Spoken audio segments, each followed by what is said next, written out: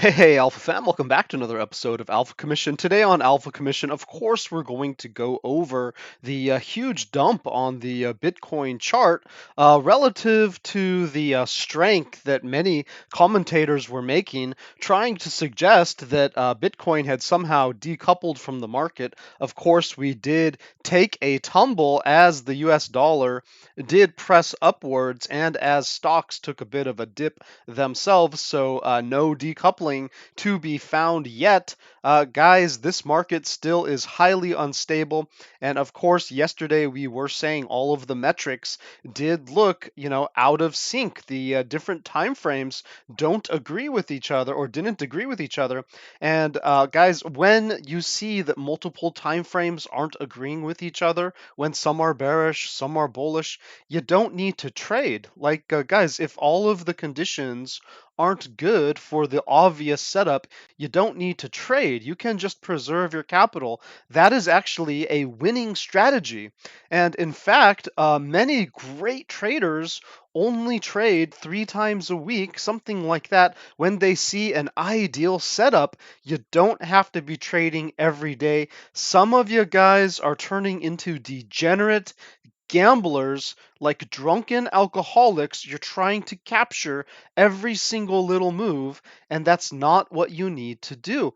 You can just watch the patterns day to day until you find one such scenario where on all of the time frames around the time frame on which you're trading, like if you're trading on the daily, you want to make sure the 4 hour and the 12 hour and the daily, that they're all aligning with your theory of what a good day should look like. And then you want to check the VIX, the USDT dominance. You want to check the dollar strength to see if it's going up or down. You want to see the stock market, how it's oriented, and you want to get all of these things in alignment, right? You want to check your indicators to make sure they're all pointed in the same direction. And if these things have a lot of contradictions in them, then you don't take the trade. You don't have to take the trade. It just dramatically increases the chance that you guys are going to take an L. And that's what yesterday's setup was. Multiple time frames disagreeing with each other, multiple setups disagreeing with each other. And so it was a very risky circumstance. And the overall bias was to the downside, even though you could have, for example, a 4 hour setup potentially to the upside. Again, guys, if your daily and some other time frames aren't really agreeing with you on that, if your indicators aren't agreeing with you on that, and maybe like a few of them that you really rely on are just kind of out of sync with a couple others, and if you see that something weird is going on with the DXY, because I've taught you guys how to check those things, then of course you don't want to take the trade. It's cool just to chill out and wait for the right setup, okay? So guys, without further ado, let's go ahead and get past this red on crypto, check out what's going on in stocks. As you can see, the high caps on stocks continue to get hammered. They are in very treacherous positions on their charts. If we were to look at each of their charts, they are looking like they're facing a capitulation moment. And so while some of the smaller caps may be pumping, taking advantage of some of the chaos.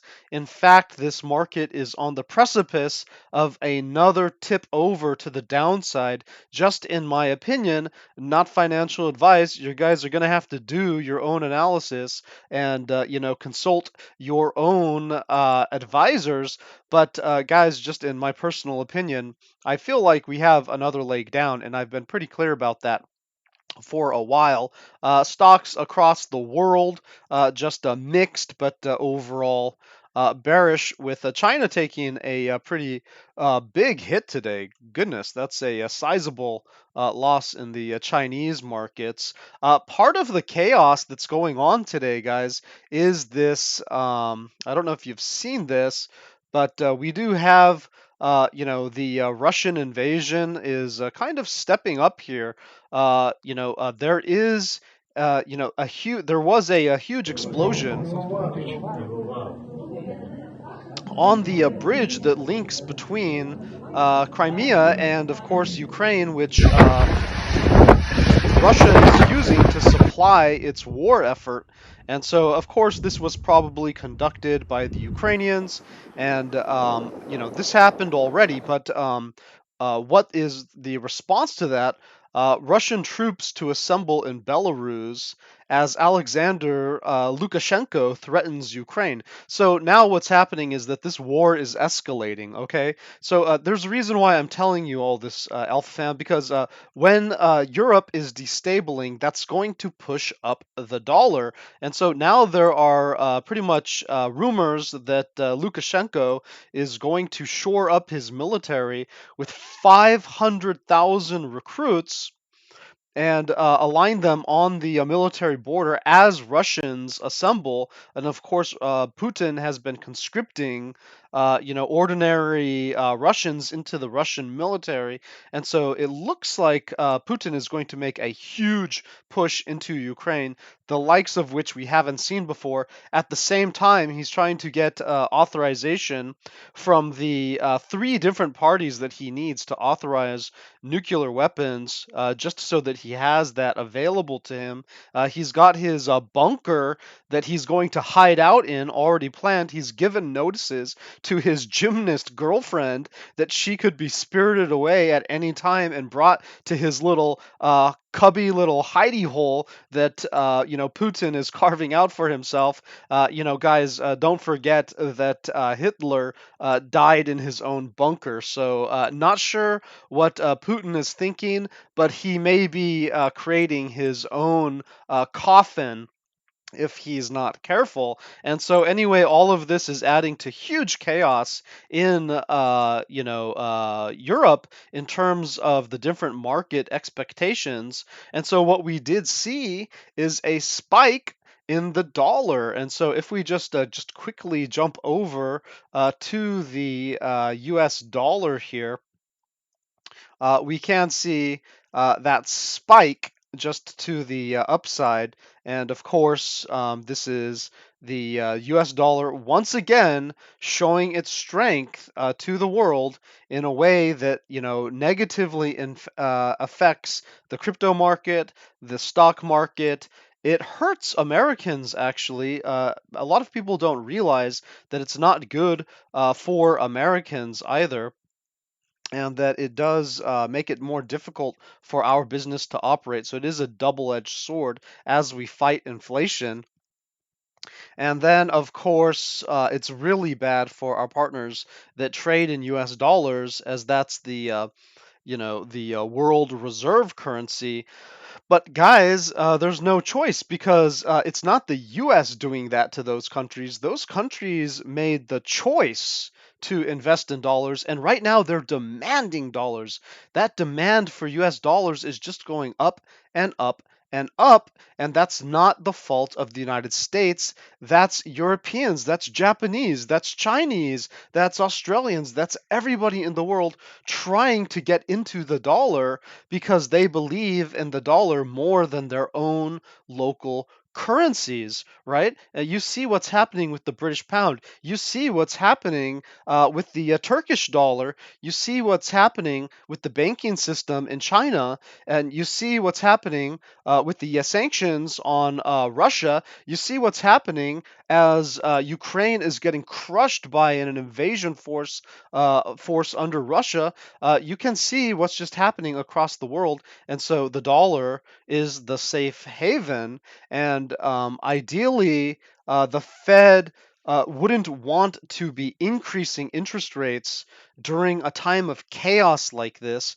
But unfortunately, ever since the COVID era, it's just been nonstop chaos. And in fact, ever since perhaps 9/11 and also the tech bubble crash, the world has just been increasing in volatility year after year, along with, the hyper globalization that we have experienced, which has just pulled us all together, as well as the internetification of the entire world, which has just brought us all together. And so any type of problem cascades across the entire world incredibly quickly. And so, guys, this is the reality that we're dealing with.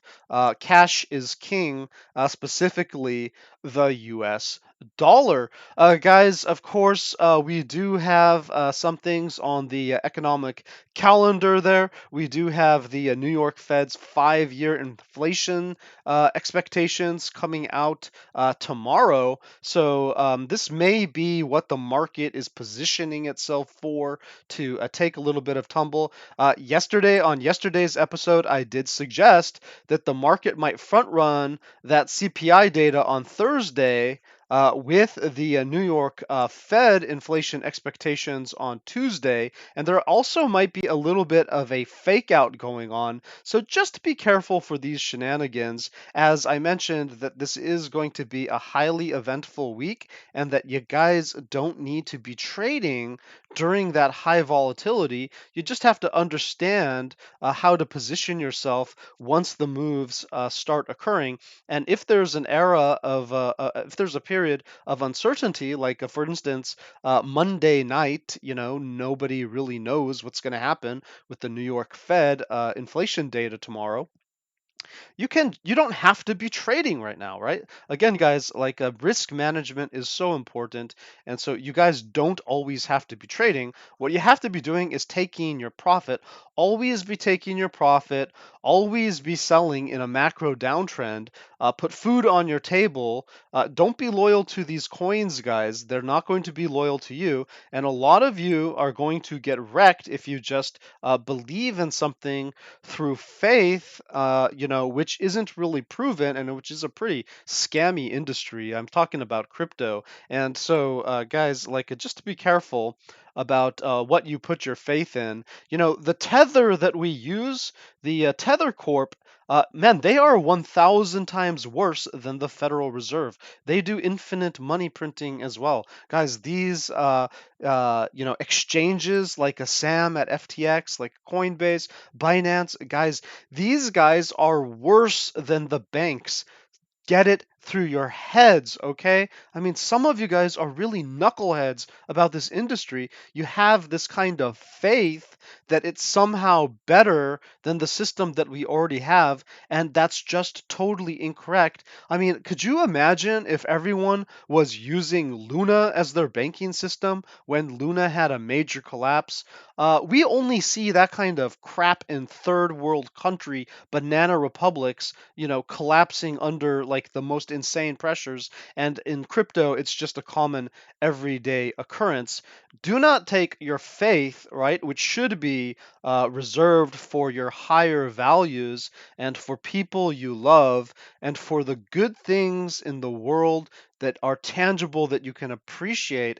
You should not be developing that faith, or directing that faith towards these abstractions that are held by very corrupt people, which we say that it's decentralized, but time and time again, it's just been proven that quote unquote DeFi is highly centralized, that powers can manipulate it extremely easily, that you have almost no protections whatsoever from hacks, etc. You have no recourses. There's no societal thread, right? It's like the Joker, right? We live in a society, guys. Like this chaos that happens in the crypto market is why you see crypto performing so terribly compared to almost any other asset class in a macro downtrend, even though it was designed to, solve those problems. I understand you're going to have crypto ran, at Banter, what's it called? The crypto Banter. They're telling you to join the faithful. They were pushing you into Luna for months and months and months. Man, that guy has no shame. He wrecked his followers. He destroyed his followers. I've done my best to try to keep you guys safe, and that's why I'm willing to take this contra, this contraposition to the rest of the crypto market and just speak the truth of what's going on. And I'll continue to speak the truth as long as the market has these problems and until it cleans up its act. And that's not likely to be for a long time. But guys, we do have the core CPI data on Thursday. We do have the New York Fed's 5-year inflation expectations tomorrow, and so expect some increased volatility as we get closer to those dates. Guys, that's what the dollar was shooting up about. If we go over to the Bitcoin chart, I do want to just introduce myself a little bit to some of our newer viewers. Maybe you haven't heard of me before. Well, of course, I'm Skyfi over here at Alpha Commission, and I am pretty well known for a couple of things, and one of those things is that I called the exact macro Pico top 1 month in advance using only my own style of trading. Of course, I do, think that it's not worth mentioning that, theories are just theories, but the fact is that some people got it dramatically wrong, whereas I got it dramatically correct. And so that is an important distinction when you listen to people. Were they these moon boys? Were they these scammers like some of these other YouTubers who just kept telling you that it was going to go up only? Or were they telling you that on October 15th, right? We crashed in November to December, right? Uh, October 15th, I would predict a pullback or retracement soon, right here at 62K when we were 62K, and or 64K. And additionally, if it turns into a rounded top, which it did, right? We had another rounded top, not a blow off top. I would expect us to reach only 70K by the end of the year in December, and then a possible crash cyclical sine wave model, which I developed, guys, which I developed on my own using my own style of trading, which other guys, right, were calling me, some type of guy who just follows other guys' coattails, hangs on to other guys' coattails, or, were making fun of my style of trading at the time. But in fact, I predicted the absolute Pico top of the market 1 month in advance, and I dare you guys, I dare you to find one person, right? One person who did that uh, to the same extent or as early as I did, and with an exact reasoning and with the rounded top explanation. Okay, so if you can, please find them for me. Otherwise, all of the haters, I just wished them goodbye. That's all. Okay, I had to move on from that. I saved a butts at 60K once my theory was confirmed. And a lot of guys, like my friend Crypto Retta, he was with me on this one. We both were warning people. He had a threshold, I believe, of 62,000. I had a threshold of 59,000, just based upon my own math. And of course, he did get out finally a little bit early. He was able to warn his communities. Of course, I was able to warn my community at the same. We did bounce back up here to 59K, and that's when I was signaling it's time to just make sure that you get all of your stuff out of the market. You need to sell all of your alts at 59K, and I kind of wish that I did give that message out and realize that we had some type of a confirmation signal as early as my friend Crypto Retta at 62K. But hey, man, we're all good at different things, and that's why it's important to be with reliable people and have a reliable community around you. If you would like to join the Alpha Commission community, there is a link in the description below. It is free. Of course, we are absolutely absolutely going to kill it in the next bull cycle. And while I'm not the best, day-to-day trader, right? There's some guys who are just like experts at that stuff. I don't claim to be some type of an expert on that. I have been protecting you from the very beginning on this cycle, and with a 1 month heads up notice, as well as saving butts here, which were about to lose everything, but I called it for them to get out at 59K as the last stop before they lost everything. And then, of course, for months, I just said sell everything at these peaks. Definitely pushed people to get out here at 47K up here, guys. And so this has just been the message that I've been repeating over and over again as part of my reputation, as opposed to the Moon Boys and the Loon Boys who just had you guys lose everything. I did call for a 15 to 25K Bitcoin bottom, and I called it in January, guys. Okay, I called it in December and January. And a lot of people don't remember this, but most people were saying that this kind of wick to 30K or whatever. No way, we hadn't even wicked down there yet. A lot of people were saying there's no way that we could go below 30K. There's just too much support here. It's not going to happen. People are being over bearish. They kept saying, Skyfi, you're being way too much of a bear. You're being way too bearish, guys. I told you guys, like, this was likely to go to 15 to 25 K, and 25K would be the conservative one. Like, we could definitely dip lower. And I was saying that over here in December and January, before we had even gotten to a 30K, we were still around 50K, so we were solidly above 40K.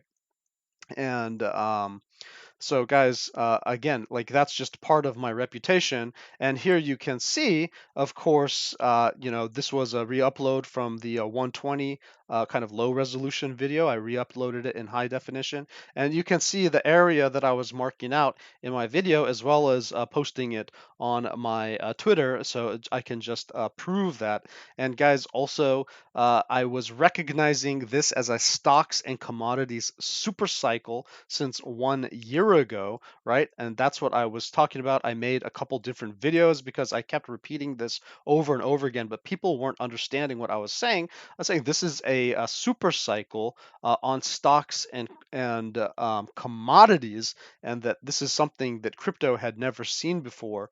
And so, people today call that the everything bubble, but it didn't have a name when I was using it. I was just calling it a stocks and commodities super cycle for the last 1 year to try to warn people on how these macro cycles were probably going to play out on the Dow Jones and on the S&P and on the Nasdaq, etc. And people just didn't want to believe that. They didn't understand that this was being caused by the hyperinflation during the Trump-Pelosi COVID era, right, where they just had infinite money printing authorized, yes, by the Federal Reserve, under Jerome Powell, who was hired by Donald Trump, and also, under Pelosi and the kind of infinite money spending of both Trump and Pelosi in combination, along with McConnell, right, in the Senate there. And that this wasn't balanced by taxation. So, guys, normally when we have, just infinite money printing in the U.S., like, there's also taxation that goes along with it, or there's something that kind of tries to tighten it just a little bit. I mean, just something, right? But during the COVID era, the key difference was that they did nothing. They just literally gave out infinite money. You could just take as many loans as you want at 0%. You could just get as many stimmies as you could get your hands on. And so, guys, this wasn't balanced by anything. And so that, Trump, Pelosi kind of COVID era of infinite money spending under an infinite money printing under Jerome Powell expanded the monetary supply primarily through business loans at 0%, which were extended globally, not just in the United States, but globally. And do you know who paid for all of that? We, the taxpayers, paid for it. How did we pay for it? Because you can't just make something for nothing. You don't get something free for nothing. What was the cost of it? The cost is inflation, guys. Don't be knuckleheads. Like, don't defend this crap, okay? Like, under those years, those were terrible. Those were the worst years for the American economy. That could have destroyed the United States. And you guys have to understand that. And I'm never going to stop speaking the truth to that. And yes, it did carry on under Biden for another year because Powell had another year on his contract. And then he was threatened to lose his job if he didn't start tightening, which was absolutely necessary to save the republic, okay, and to save the U.S. dollar and to save us from an economic collapse that would have continued under the insanity caused by Trump, Pelosi, McConnell, and Jerome Powell in their infinite wisdom under the years in which basically Anthony Fauci was our president, right? So, guys, I'm not trying to be any type of conspiracy weirdo or anything. I'm just speaking the facts. You can't you print money without some form of balance in the form of taxation or other types of things like increasing interest rates pretty quickly. And the thing that we did is just we went way overboard, and so I did call this. I saw it happening, and I was trying to tell everyone that, look, guys, they are pumping the stock market to high heaven, and they are doing it for their own political reasons. Do you see this dump? Okay, okay. This is the here's the uh, Obama run up, okay? And yes, there was heavy printing during the Obama era as well. Nobody has their hands clean. It's just some people balance it with taxation, etc., and other people just infinitely money print and then also cut taxes. And then how do you pay for that? It gets paid through inflation, okay? So we had very low inflation during the Obama era, and there's a reason for that. We also had taxes, right? And so, guys, you know, uh, there's one way or another, it's going to come back to you. And while you can make it look really good when the economy collapsed under Trump during the COVID era, and then they just infinitely money printed to try to spike it to heaven, like he just like I don't know, did he just have a goal to like double whatever Obama did? And so they just infinitely money printed in order to get the stock market to double, but there was no fundamental basis for that. Okay, this is a macro Monday. We have to understand these facts, guys. There was no fundamental basis. The economy wasn't expanding. Everyone was in lockdowns and everything. The economy wasn't expanding. There was no reason for this. And so, what's going to happen? What goes up must come down with the same intensity. This was a super cycle bubble. You can see the cycle right here, right? You can see the cycle. I can just draw it out for you. And so what goes up must come down because this was completely artificial. This was just what the stimulus should have been right there, just to recover the damage during COVID. But instead, they went all the way balls to the walls, right? And just, escalated this cycle into overdrive, whereas previously it could have taken another decade. We could have had like 2 decades of just growth, just steady growth. They just went balls to the walls, money printing within basically 2 years of that Trump, Pelosi, McConnell kind of axis of evil that just attacked our nation's economy with this highly corrupt, just self-interested, politically conniving and cowardly, destruction of American wealth and the transfer of wealth from the middle and lower classes to the basically hyper wealthy, and just some lucky players as well who just happen to be in the market at the time. But guys, again, like I get pretty worked up about that stuff, but I've been calling it out since the beginning.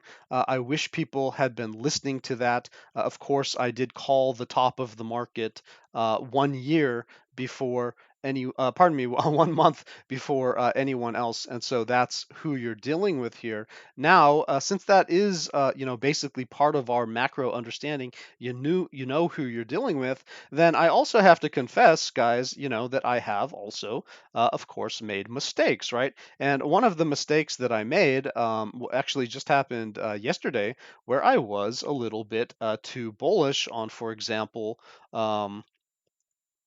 Ethereum. And let me go ahead and just try to, let's see, what was I saying here? Because I mentioned that I would hold myself accountable to this kind of stuff. So let's take a look at this. A projection, and so you can see that already Ethereum is starting by default on top of its momentum zone today, and so it has a very good chance of holding its momentum, and its bullishness is already exceeding the 2 to 5 day projection. So this has been a squeeze, and I guess this happened in the last 4 hours. So pretty nice move of almost, well, yeah, of 1% there on Ethereum, and just really securing its momentum on the pardon me, on the daily there.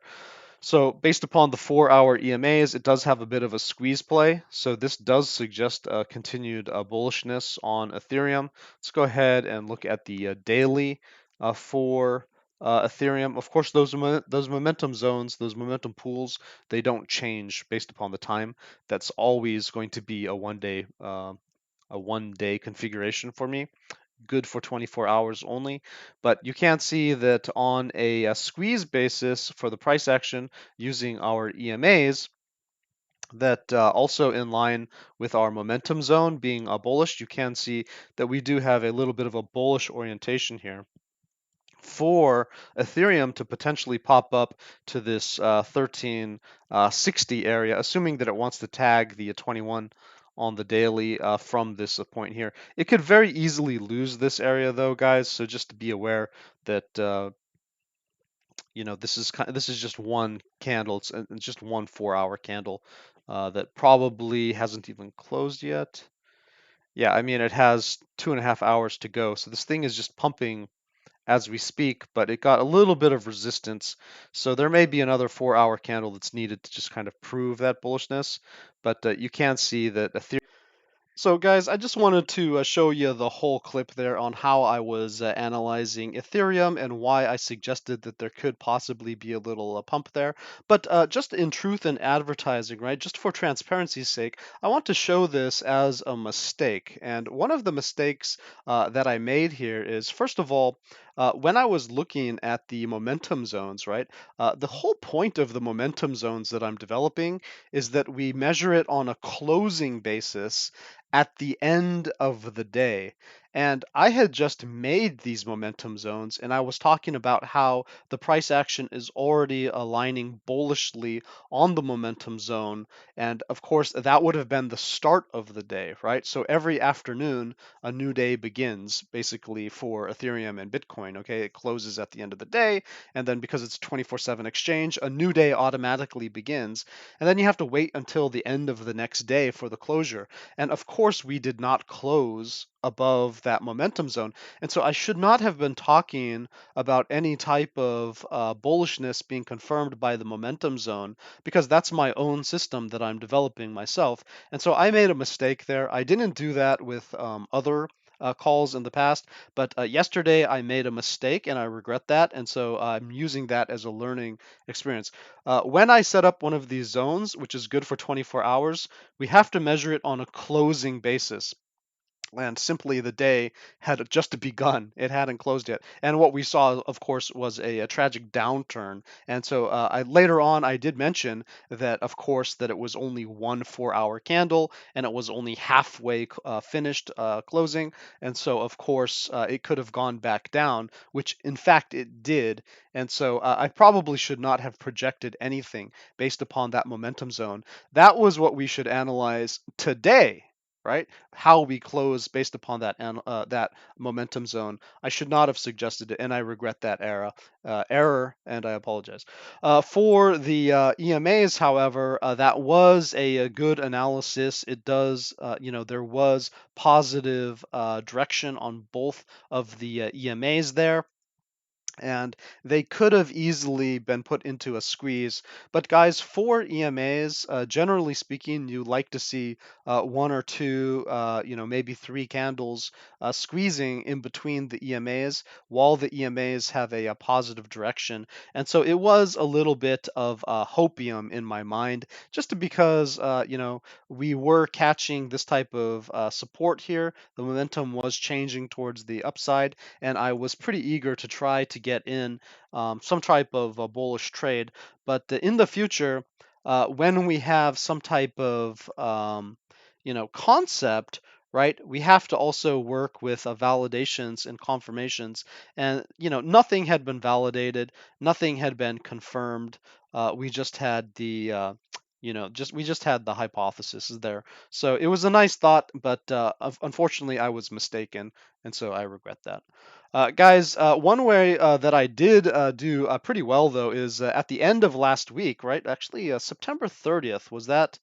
That was a week ago, guys. A week ago, I did just absolutely nail this one, which we are seeing coming to fruition today. We are going to see that you do see that finally we have that lower low. Just pausing briefly, this is the Nasdaq from the June lows. And so, I do have a little area right here already marked out. That's been marked out for weeks and weeks, guys. And so I still suggest we might be able to get a little bit of bounce there. And it is interesting how it's being timed with this lower low. And so, if we get that bounce, then I would, like to see us bounce off of, 10,900-ish. If we can hold that area, and then we can recapture some of this momentum at 11. Let's call it 230, 11 230.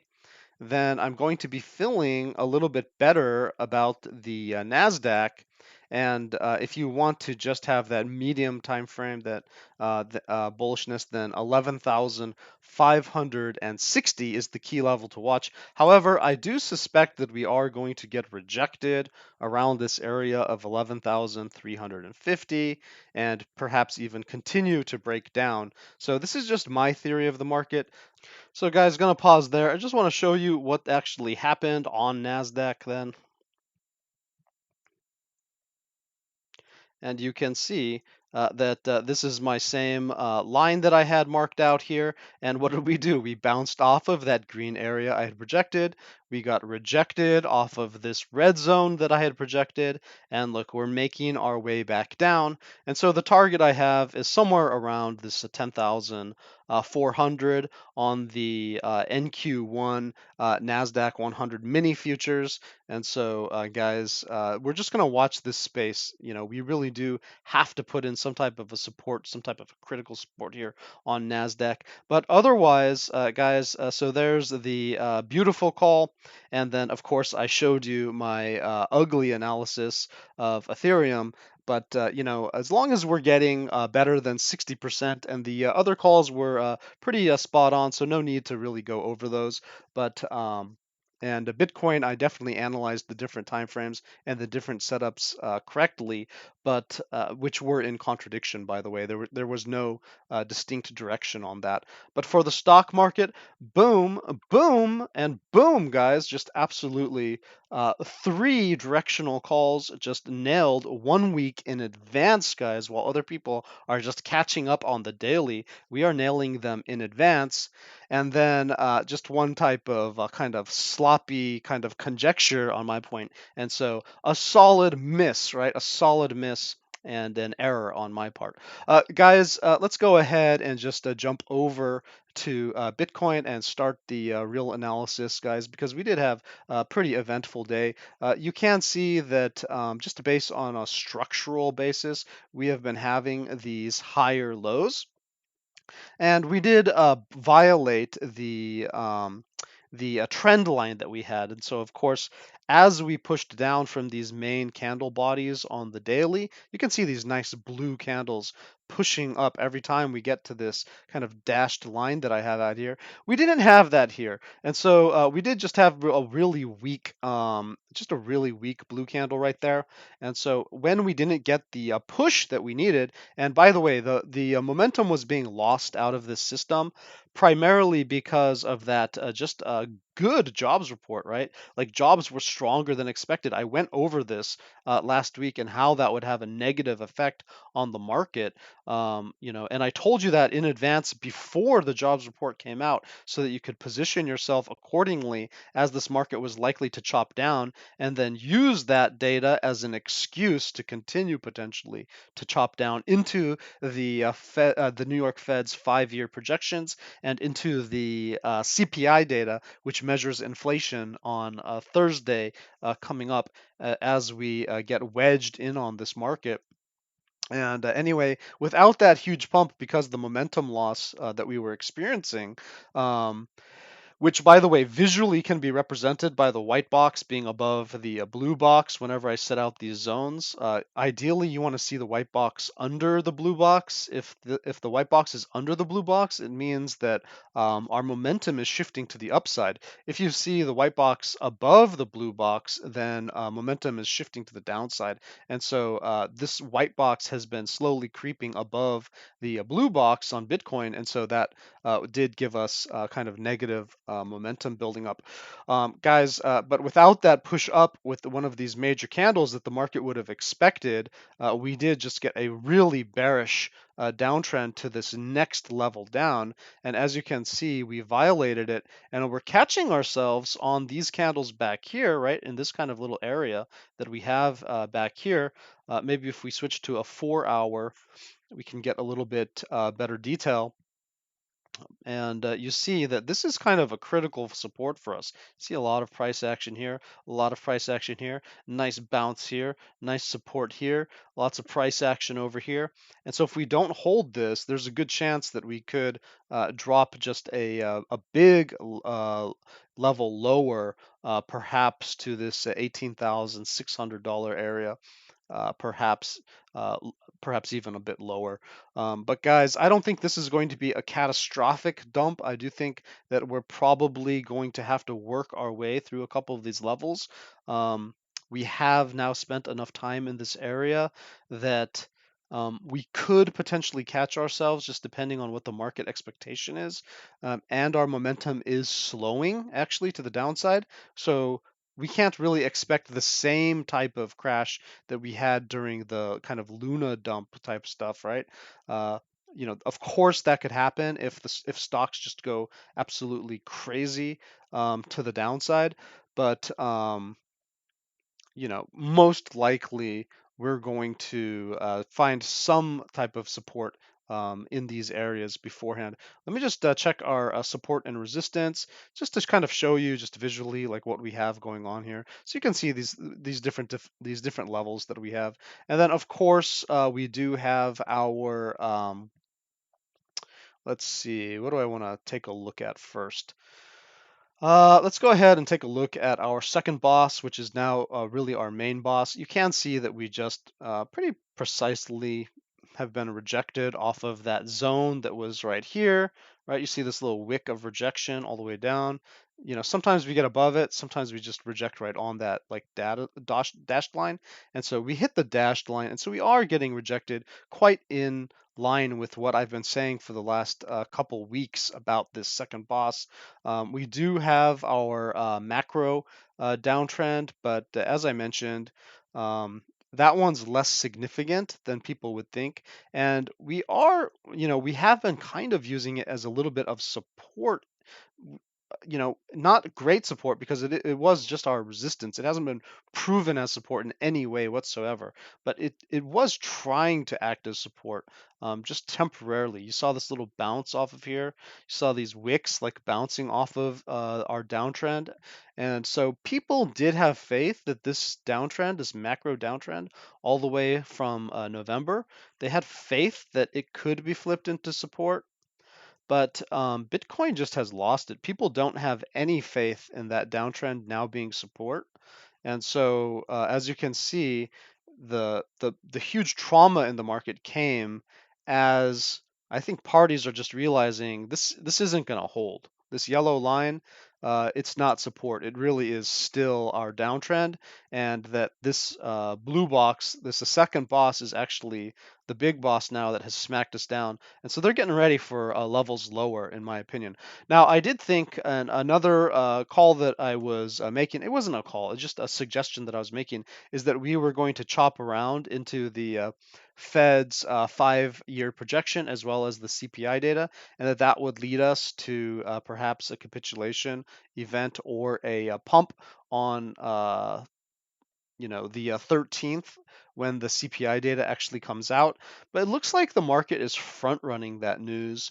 And so, I mean, there was nothing wrong with what I said, okay?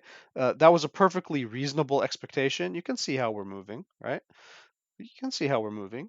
That was a perfectly reasonable expectation by anyone that, we would kind of move in this type of a pattern until we got our final piece of data, and then we could choose our direction, up or down. But and so this could be a fake out. If the data comes out good, this could end up being a fake out that gives us a little bit of divergence and just pops us up. Okay, guys. So don't be a perma bear just because things are headed down. You have to also think about the opposite direction. Like what is the basis of this push down right now? I showed you it was the European Union, right? It was the Ukraine, pardon me, not the European Union. It was the Ukraine-Russian conflict escalating, and how that had negative pressure on the euro, right? Because the euro was a little bit more risky because the conflict in Ukraine is escalating.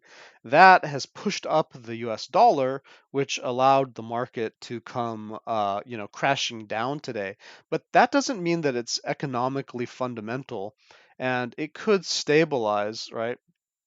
Or the market could just find a price for that, and then we could just continue to chop into the CPI data, right? Um, Instability in Europe, right? And that kind of, we basically retraced in the market because of that jobs report data. You can see that these aren't really moving us in a huge amount. And so, what would it take to actually move us in a huge amount? I'm not sure anymore, guys. Like, we do have a lot of volatility, that is building up in the charts. And so, if we take a look at our daily volatility, you can see that we're just still building up that energy. And as we turned down in price, okay, this thing is flipping back up. I told you there was a little volatility flip. We're flipping back up, and so, yes, we are expanding to the downside, and that's not a good thing because obviously, if our volatility is expanding, as our price action is moving to the downside, then that would be a catastrophic movement, right? This is volatility like going to kick our butt, if we're not careful here. And then, of course, I was mentioning that our Stokes had turned down. Now it is rapidly coming down, which is something that I suggested could happen yesterday, which is that the ideal setup is that this Stokes comes all the way down, it bottoms out like by the CPI data, then the CPI data comes out okay, like not too bad, and then the Federal Reserve on November 2nd maybe says because of politics, they don't want to like interfere with the election, so they're just going to do 75 basis points or maybe 50 basis points even, and then the market might pump off of that, right? The market might pump off of that, and this all could have been a fake out before a pump. So guys, please don't be perma bears. We're going to have to deal with these type of macro factors like just step by step. It's almost like we're trading macro factors these days. Have you noticed that? Like usually we're trading level by level, but now we're trading macro factor by macro factor, and it's like every day is macro. So you're almost not even trading technically, you're just trading the macro news, and it's quite complicated to keep on top of all of this stuff if you're not um, experienced with a lot of these terms, if you're not experienced with a lot of these different signs in the macroeconomy, and if you're not focused on, for example, Ukraine or China or the US dollar or the VIX, or you're not paying attention to what's going on, it just this must be an incredibly frustrating trading market for almost everyone who doesn't have a grasp of what's really going on in the world. It just I feel really bad for people losing their money right now. A lot of people are going to lose their savings, and in the stock market, they're going to lose their 401k, and they're going to panic, and they're going to sell at the bottom, and people's lives will get destroyed, right? So it's just this is a tragic time, but at the same time, we are getting to those levels, which do start to look pretty juicy in terms of the possibility for us to pick up some coins. And so, where's the bottom of this market? Well, no one can say for sure, right? No one can say for sure, but we must be approaching it fairly soon, guys. Like, I mean, within the next 6 months, I strongly believe that we're going to have totally bottomed out. And so all of this hard work over the last year, it will pay off most likely within the next 3 months.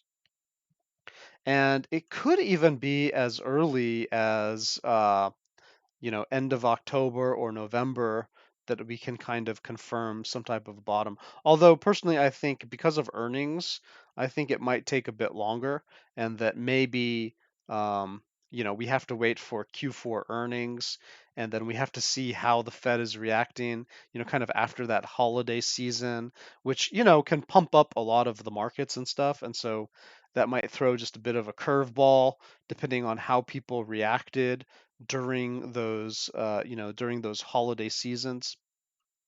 And so, guys, I'm not sure, but I really think that I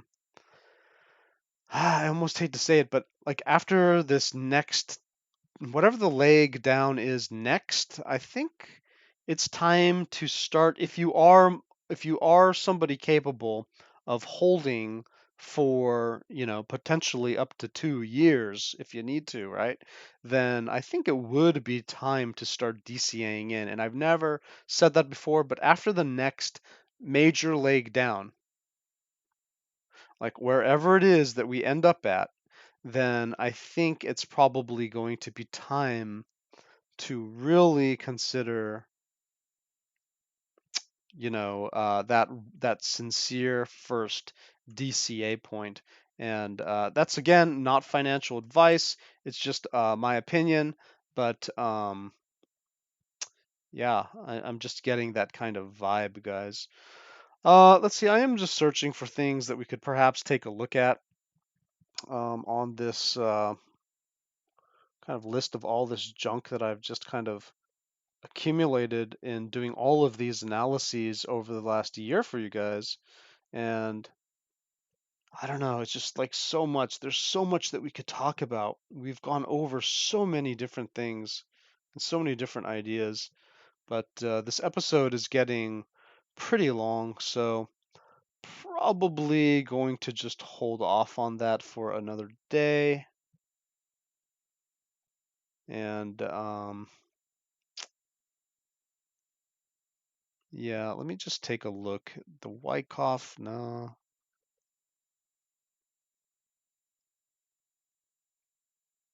Structure, support, circles, the polyline. What would be interesting today? Macro channels, a kind of speculation. No, I think this episode is getting too long, guys. So I am gonna just skip that. Let's go ahead and just take a look at our updated momentum on the 4 hour here. Of course, this is applying to the 24/7. Pardon me, this is applying for 24 hours. So you can see that we lost our momentum zone here. Let me see, where's my signals, guys? Signals right here. And what I was saying is that if we lost 19,444, that was your cue to be bearish. And so on a closing basis, I mean, we absolutely lost 19,444, and that absolutely was bearish. So you guys can see that my momentum zones, like they just nailed that, right? Like boom, like yeah, like that was bearish AF, guys. That was bearish AF to lose my momentum zone. Like, wow, that was just a huge hit. But we didn't cross the oh no level, right? Oh no. Like, we didn't cross the oh no level. And so we do have a chance with the next day. But you can see, first of all, yesterday's zone just totally lost, so just forget it. Today's zone that's good for the next 24 hours is this one right here. And you can see that we're starting off the day losing it. I'm not going to make the mistake that I made with Ethereum by saying that like we've lost it. If we get back into it like by the close of tomorrow, then we're going to have a chance. But we have to wait to see where the daily candles close. And so we need a couple more 4-hour candles to kind of set in and get into this momentum pool. If we can get into this momentum pool, then potentially we have a chance to recapture some bullishness. Maybe this was just a fake out, but you can see we're a little ways away from there. And then our new 2 to 5 day projection, it's actually quite interesting this time because there's a gap between these. You can see the distance between these two boxes is growing. And what did I mention? If the white box is on top of the blue box, it's a bad sign. And now we're getting a gap between them when usually they overlap. So that's not good. That means that our momentum to the downside is increasing, and it's just becoming harder and harder and harder to capture this 2 to 5 day projection, which suggests that we're moving away from where we need to be. And so, guys, yeah, I need to change my outlook here. We are uber bullish if we get above 19,530, but my bullish projection has to be moved down here to 19,415-ish. We're going to be bearish under 19,133 by my theory here. And then, oh no, just going to double check my momentum here. Oh no, stays pretty much where it is. I think because we're dropping down, I am going to just tighten it up a bit and just say 18,785-ish is an oh no.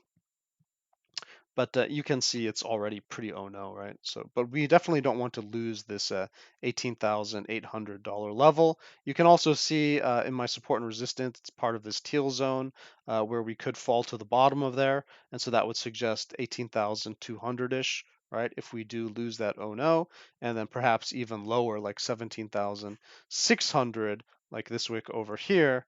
And then we could even go lower, 17,200, 16,000. So once we lose our momentum, it's gone. Like we're just crashing, right? So we're gonna have to figure out where we find some support at that time. But guys, that's going to be basically the new levels for Bitcoin right there. Okay, guys. Let's see, turn off that one. Let's go over to the CME just briefly. I can just say, of course, we've lost our momentum on CME. I don't even need to check the EMAs. All the EMAs should be really bad. Let's go over to Ethereum. Ethereum, of course, is the one where I made a little bit of a mistake by just being over bullish based upon this. Look at this nasty little fake out wick, right? I mean, technically, guys, what did I say that we could hit? I said that we could hit 1330. I suggested that we could pump up from this candle back here. I suggested that we could pump up to 1330. In fact, we pumped up to 1340. And so you see this weird little wick right here. Let me just turn off all these drawings. And let me turn this one off. You see this weird wick? Like it pumped up and it came all the way back down, and that was like that's what you call a shooting star kind of candle, and that just was really bad news. Of course, we didn't see that when I was making my video because it hadn't happened yet, but we got the pump that I was talking about, that bullishness that I was hoping for, but the momentum just wasn't there overall, and so we came back into our momentum zone. We lost the momentum zone. And you can see once we lost my momentum zone, it was just boom, like all the way down from there. Okay, guys. So the seriousness of my momentum zone is like it's real. It's real. You can see it. We lost momentum zone, dropped all the way down here, right? We got on top of my momentum zone, boom, like up. Okay. It's just we weren't able to hold that area. We weren't able to reclaim this candle. So sorry, my mistake.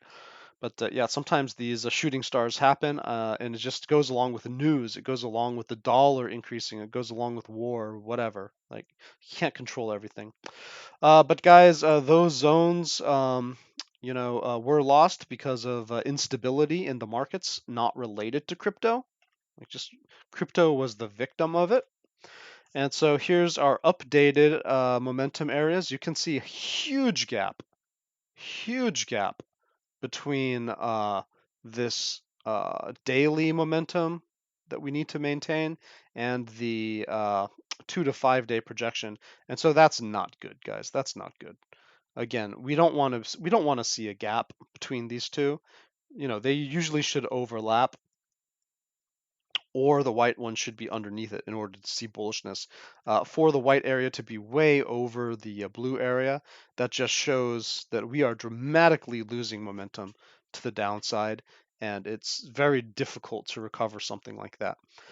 We have lost, well, we temporarily lost the 2 day Stokes, but still kind of pushing our way down there. So very dangerous for Ethereum, guys. And underneath our daily MACD continuation, like none of this looks good. None of this looks good. Potentially, we could drop quite low on Ethereum, and maybe we're going to see those at that 12, that $1,200 area again under here, down here, or maybe that $1,000 area. Not sure. Just gonna have to see how this plays, but you can see how price action moves, right? If you just look over here, you can see how price action moves in this area. So what would you expect if we're up here and we lose that? What would you expect? Right? You would just expect us to come down here. Now, look at this formation right here, right? This kind of channel that we have here. Yeah, there was the hopium that we could pump, but we didn't. We had a rising wedge instead that broke down. And where's the next place to find support? Like that, right? Like even if we do come up here, right? So again, like this area is looking pretty interesting. And yeah, we could have some type of like a mid-channel support, like little stops along the way, and that could potentially catch us. But again, guys, it's just not great, not great. ETH CME, same thing. Okay, no difference really. Let's go ahead and take a look at the stock market, guys. This is what I projected like a month ago or like 2 months ago, something like that. Where we had to get hold above this yellow line, and then we could have some hopium. But if we broke down, I actually made this projection here, where I said if we broke down from this yellow line, we're gonna like move like this to the downside. None of that price action had existed yet. But look what happened. Like it perfectly is matching my lines, and scarily we could have a capitulation to the bottom here. Okay, so don't underestimate, my LARP lines. This could have worked out, and this looks like it's happening. Okay, so yeah, there's hope. We could tag this diagonal line, which is possible, but I think we're just gonna keep going down, guys. Anyway, watch this space. Unless it's just a massive fake out and the Fed does something totally unexpected, or the CPI data is just wonderfully beautiful, then I think stocks are facing a capitulation moment. These are high cap stocks. This is just another view of Nasdaq, just another way to look at it because I was using diagonals there. So here's more of kind of horizontals, and you can see we've already broken down from this level. So we're probably going to hit this level. And then we have this level as kind of a target. And you can see we kind of have this angle right here, which we've nailed pretty good for bottoms. And so why wouldn't we be thinking about this area? It's just that's a very scary number considering it's almost double what we've already fallen. Okay, so that's the grim reality that we're dealing with here. and it could come fast, and it could be very painful. Okay, so let's watch these levels and hope they hold. Let's go ahead and take a look at the S&P 500. S&P 500 still playing out what I suggested for momentum. As you can see, our new momentum level, it's just up here. It's like we're well underneath it. Um, S&P 500, if you want any type of hopium, we got to get above 36.25. If you want to start looking pretty good, then you need to get above 36.50. And there's no way to even consider that you're like, really bullish unless we're above that 38, 05 that I kind of have been marking out here for quite some time. So guys, those are your key levels for the S&P 500. For the Nasdaq, your key levels, and again, guys, I'm using mini futures for both of these. For Nasdaq, we really need to hold above 10,985 as a minimum. We have to get above 11,110 if you want to have some possibility for bullishness. And then if you really want to be considered bullish, then we have to be above 11,644 and also close the day there. Remember, guys, it's not enough to like have a wick like what Ethereum did. Like Ethereum had a wick up above its momentum zone, but you have to close a candle there, right? You have to close a candle there on a daily candle, not just like a small, time frame wick poking up there. And you can see that we've already violated this line, right? You see my red zone. Look how perfectly it violated my red zone. And now we're pressing down. So are we going to reach this target? Maybe, maybe. And that's somewhere around 10,500, 10,400. And that just goes along with this kind of diagonal that I've just suggested as a possible temporary support. I don't think that that's a major support. I just think it's a temporary support where a possible bounce could come at. Otherwise, I'm thinking that we could continue to drop down. And, my projection for the bottom of the market is way down here. So that's just a possible bounce point, okay, guys? I'm still taking a look at the bottom down here, and it's just pretty scary low stuff, okay? Guys, gonna do the risk factors and then wrap up because this has been such a long episode. Of course, the dollar is continuing to follow my path to the upside, where I did show that there was a path to 120 to 118. And while most people were saying that the dollar had topped out, there's going to be a major retracement on the dollar. We're going to enter a new bull run. I was saying, guys, no, like there's a fractal being put in. It's likely that the dollar is going to keep pushing up. Europe is in chaos. All of these different places around the world are in chaos, right? The British pound is in chaos. And so what's the stability point? The US dollar. And as the US dollar rises, the market pushes down because everything is traded against the dollar. And so if the dollar is seen as more stable, if the dollar is rising in value this quickly, then of course people are going to go into dollars. They're not going to be going into crypto or whatever, right? And so stocks. And so, guys, look, this is likely to continue. Okay. I mean, even if it turned around right now and had like a double top or something, it's likely to work its way back up here because the world is still in chaos. It's going to keep going. Okay.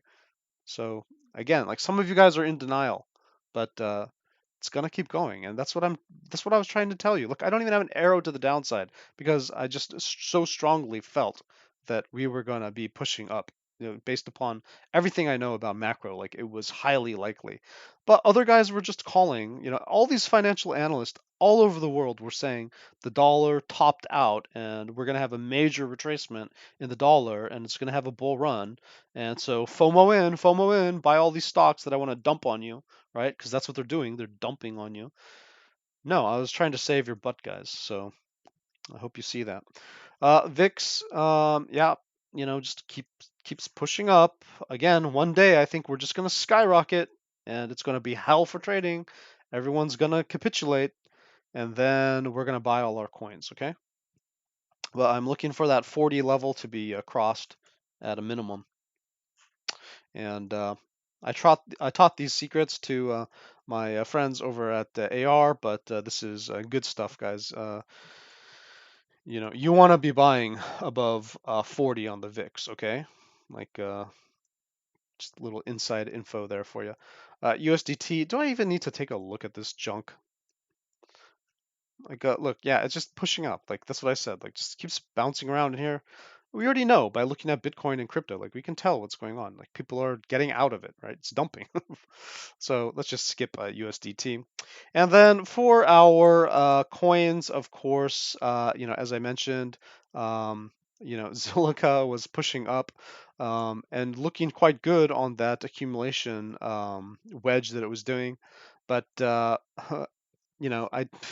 I don't know. We were at resistance. Don't FOMO in at resistance. You got to get in at the bottom of one of these wedge, at the bottom of the wedge, at the bottom of support early on. You either took your profit or you didn't. What's the motto of this channel? Always be taking your profit, always be selling. Put food on your table. Don't be loyal to these coins. These coins won't be loyal to you.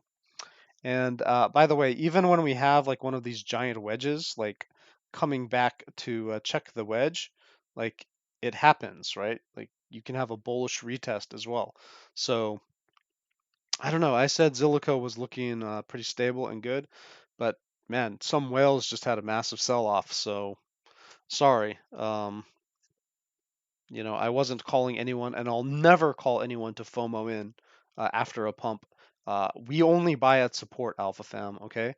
And the right place to buy, right? The right place to buy, as I mentioned yesterday, was at that double bottom, and then you just write it up.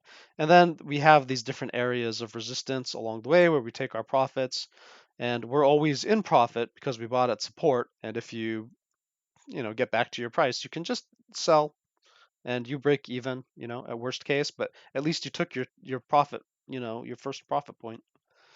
It's a shame that we didn't get up here, but this was a good trade, guys. So, be proud if you took that and be proud if you took some profit along the way and you have multiple take profit points. But this is bound to happen if the rest of the market is going down. And so KDA, probably same thing, just what I suggested it would. KDA was not looking good. ZIL had a nice trade. KDA did not have a nice trade. KDA looked ugly, and look, boom, like 130 right to my little level here, right? Still working its way down too. Working its way down. Credo, yeah, just holding at that 24-cent area I suggested that it would be at. Cpool, I said don't FOMO into this. It's going to come all the way back down. It's coming all the way back down. XRP, I mentioned it would get to 52 to 54 cents. It got to 52 to 54 cents. It's just being rejected with the rest of the market. Probably it's still strong or something, but I don't know. We just have to see how the rest of this market goes because it's doing its own thing. So XRP, I can't really count out. I just have to see how the rest of this week goes. ADA, wow. Wow. Yeah, yeah. ADA lost that white line, and I said it was starting to do what Cadena was doing, and man, it just did it even worse than Cadena. I didn't expect ADA to go as hard as, for ADA to go as hard as Cadena or harder, but yeah, this thing just lost it. To be expected, guys. We were underneath these white lines that I pointed out. Like that was the major support. What did I say that I wanted to see ADA above? I wanted to see it above that 44 cents and preferably above this 46 cents, right? In order to just show that it could have some strength. Underneath this white little zone that I had marked out here, and it could do anything. It could test the bottom of the range. Big yikes there for Charles Hoskinson or whatever his name is. CRV just dumping with the rest of the market. We were not able to get back to the top here, so just came down like this. We lost support. And by the way, this was another mistake. See, guys, I'm not perfect or anything. I made a lot of great calls, but I sometimes make a lot of boneheaded, uh, calls as well. Where let's go ahead and just look at this. If we just look at this looks like a distribution wedge, right? This doesn't look like there's nothing that would suggest that it should just pop up. You know what I mean? So until we see something just, suggesting that it should pop up. Not sure why I can't see this.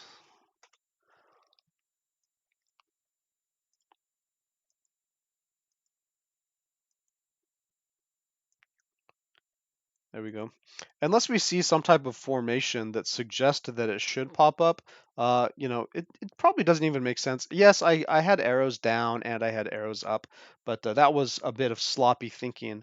What we could have seen if we just did a little bit more analysis, and I'm trying to be self-critical here, is that we actually had this head and shoulders, which is pretty obvious to me. Like it's just standing out there like a sore thumb, guys. Like look at that. We had this head and shoulders. And so this is why it's really important to do detailed analysis on your own. Like sometimes I just flip through these coins and I suggest like, where it could go. If the market is bullish, probably we would have come back here. And if the market is bearish, of course we were going to go down here.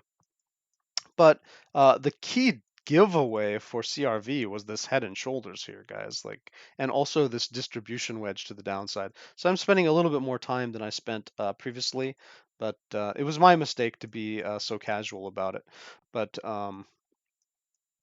again, guys, like I just want to teach you to look for these type of things to give you little signals of what may go on. And look, we did the exact measured move of this head and shoulders. So there you go. And flux, of course, everything in this market is dumping right now, guys. And again, it's because of the dollar. It's because of Europe. It's not because of crypto. Okay, just understand that. But flux in this case had lost support. I was mentioning likely to come down in this area. It starts looking pretty interesting in this area for a trade, and that's based upon the log scale. I mean, obviously it can keep going down, but hopefully we get a little bounce there. I don't know. We'll just see what type of formations get put in at that time.